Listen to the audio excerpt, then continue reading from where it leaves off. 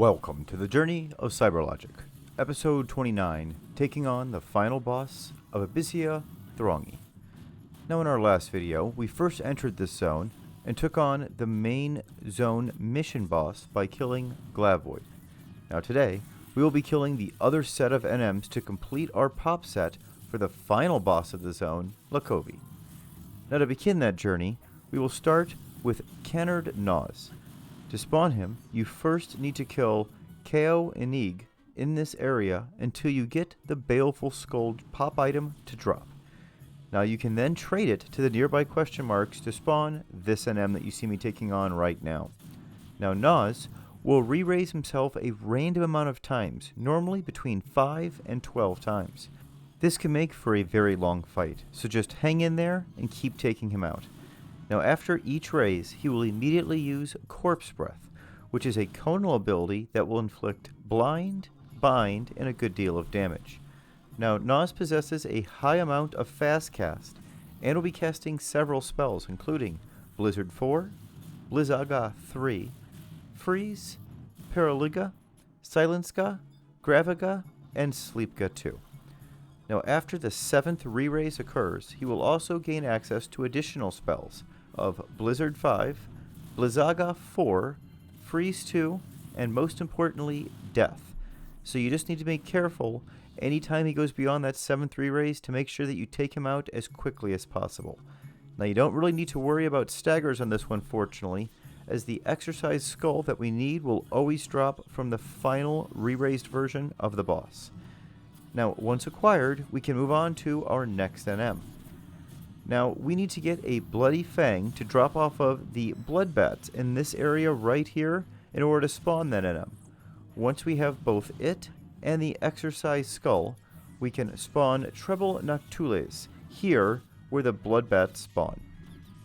Now, Treble Noctules' strength is going to grow as his health decreases, so you want to be sure to keep Shadows up if you can, as a single round of attacks when his health is low can do as much as 2,000 damage. Due to this, you also want to be sure to try and get the red stagger in as early as you can in this fight, so it's as easy to accomplish and not have to deal with this increased attack at lower hit point levels. Now the key item you're after here is the Torn Bat Wing.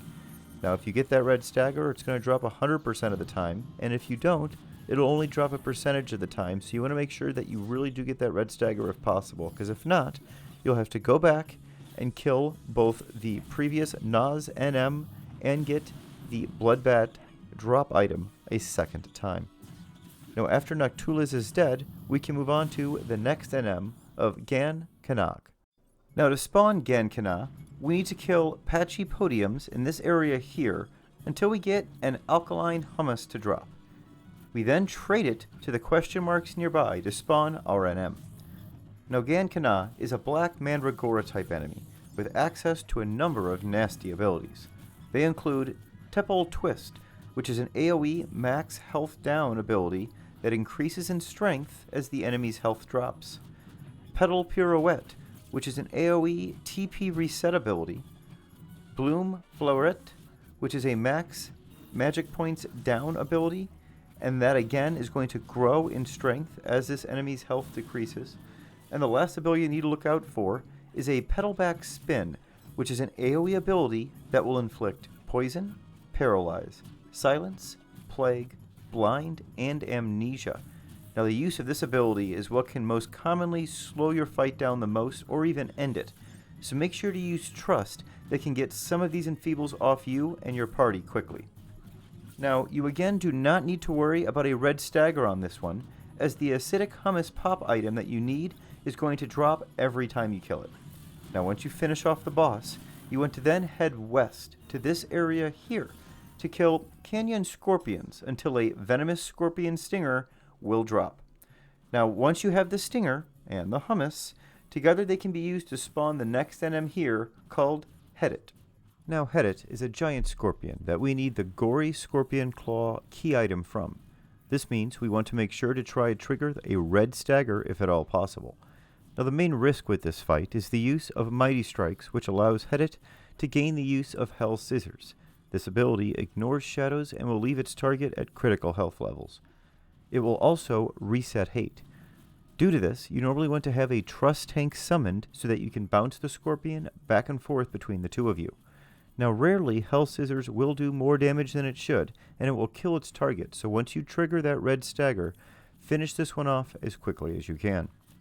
We now need to head deep into the mountains to take on 2 different NMs for the pop items required for our next main NM. Now for our first NM, we want to go to this area here and kill Gully Clonids until we get a high quality Clonid wing pop item to drop. Now once we have it, trade it to the question marks nearby to spawn Halimede. Now Halimede can use spells such as Paraliga, Poisonga 2, Flood, Freeze, Waterga 3, and Blizzaga 3. Also keep in mind that Hate will reset after the use of each spell, so this is another one that you usually want to keep a tank or a trust tank in your party so that you can bounce it back and forth between them. In addition, this NM also possesses a high rate of double attack and can use abilities back to back, so make sure you're ready for that. At low health levels, Chain Spell is also going to be used. You do not need to worry about a red stagger on this one, as the pop item will drop upon every kill. Now after we get our Shriveled Wing, we now head to this area here in the east, to where we kill Gulch Lemul to get a high quality Lemul pincer pop item, and then once we have that, we can use it to spawn Vetheen here. Now Vetheen also will always drop the pop item that we need for our next NM, so you can freely kill him as quickly as you can without worrying about the red stagger. Vetheen has 2 abilities that you need to be on the lookout for while fighting. The first is Molting Burst, which is an AoE damage ability and will also knock you back. This is also going to take any enfeebles that are currently applied to the boss and now apply them to anyone that it hits in range. So be careful what trust you use and what enfeebles you use on this boss. Now the second ability that can be used is Blazing Bound, which is an AoE fire damage ability that will also inflict a fairly potent burn effect. Now once you've finished off Vetheen and get your high quality Lemul Pincer pop item, you want to head north to this area here and kill Beholders until you get the final pop item that we need, a Bloodshot Hektai, to drop off of these Beholders in this area. Now once we get one, we need to head to the nearby question marks to spawn Oaf Anim.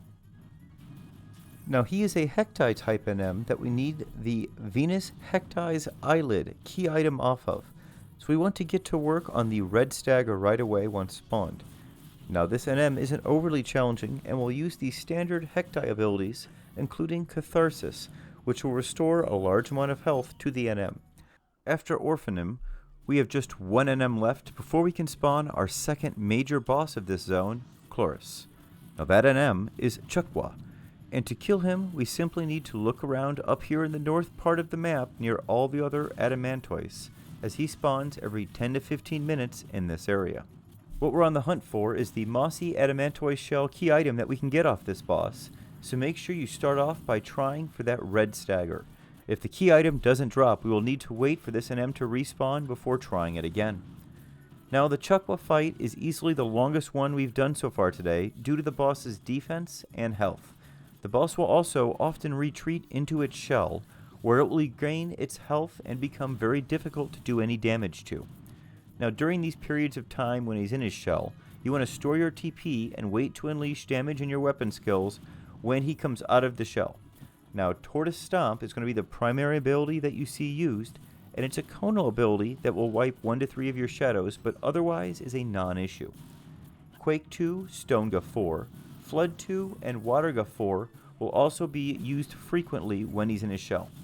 Now when he does exit his shell, he will commonly use Mighty Strikes, so be sure to keep those shadows up as to not take a few rounds of critical damage attacks. Now other than those key points, this one should go rather smoothly, albeit slowly.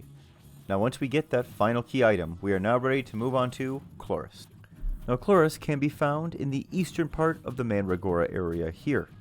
Now once you have all 4 of the key items, click on the nearby question marks to spawn her. Now she has a fairly high rate of guard and counter, which can do a good amount of damage to jobs who do multiple attacks in the same round, such as Ninja that you see me on right now. So make sure you're careful, and if you need to, turn your back to give your trust time to cure you. Now the NM can also frequently use 100 Fist, which under 50% health can reset hate, which can often mean your trusts die before you even see them start to take damage. So have Provoke on the ready and use it as soon as you see 100 Fist used below that 50% health threshold. Also note that you will be unable to trigger weaknesses under 100 Fist, so try to get in that red stagger early in the fight and hope that it's one of the ones that you have available to you, as if you don't get it, you're going to need to do all of today's NMs over again to get all 4 of these key items once more. Now in regards to the abilities that you will see, the first is Scream, which is an AoE terror ability. The next is Fetal Scream, which is an AoE doom ability which can easily kill you and all of your trust. So make sure that you bring some trust that can get doom off you and bring some holy waters yourself to make their life easier. Pedal Pirouette reduces the TP of all players in range to 0 and can make triggering that stagger at the beginning difficult if it continues to go off. Photosynthesis is an ability that gives Chloris a large evasion boost and potent regen. Now, other than casting Graviga, that's about all you're going to see during this boss fight. Now, as long as you were able to get your key item, you can now move on to the final boss of the zone, Lacovie. Now, Lacovie is spawned in the very northwest of the zone here, and is easily going to be our longest fight yet, so make sure that you have plenty of time remaining in the zone before attempting it. Now, the main reason that it takes so long is the very frequent use of Invincible, which will make it impossible to do any damage to him and also make it so that he will continually cast spells including Stone 5, Quake, Slow 2, and Break. Now his melee attacks also have a potent earth damage effect on them, which grows stronger as his health decreases, so be sure to keep those shadows up at all times, especially at lower health levels. Also be sure to get those shadows up immediately after any GA abilities or spells go off. Now in regards to abilities that you're going to see, they will include Earth Breath, which is a conal earth-based breath attack ability, Tortoise Song, which will dispel up to 3 buffs of everyone in range, and Tetsudo Tremor, which is an AoE earth damage ability that can hit for a good amount of damage to everyone in range and inflicts both stun and gravity. Now if you're running into problems when taking on all of this damage that will be occurring during the periods of Invincible, you can try to kite during those times, as the spells do not have fast cast on them, so you can often outrun them and stop them from hitting you and your trust in any way. Now I was unfortunately unable to get the blue stagger in on this fight, as I really wanted the goading belt, which drops off this NM a small portion of the time. Now I will need to take the time to come back to this zone and work on this belt and all the pop items needed for this Lacovie NM again at a later date, as it will be quite useful until we step up to our eye level gear. Now once you finish Lacovie off, you will have completed your second Abyssea zone, leaving us with only Lethane remaining. Now before I left this zone, however, I wanted the Meridian Ring drop from Iratham and the Ocelot trousers from the Usurper. I was fortunately able to get both of those to drop on my first attempt, and I'll be covering both of those bosses as well as all the other bosses in both this zone and the Kronstadt zone that we previously covered in a future video. That's about all I have to cover in this zone. Thanks so much for watching, everyone. We'll see you next time.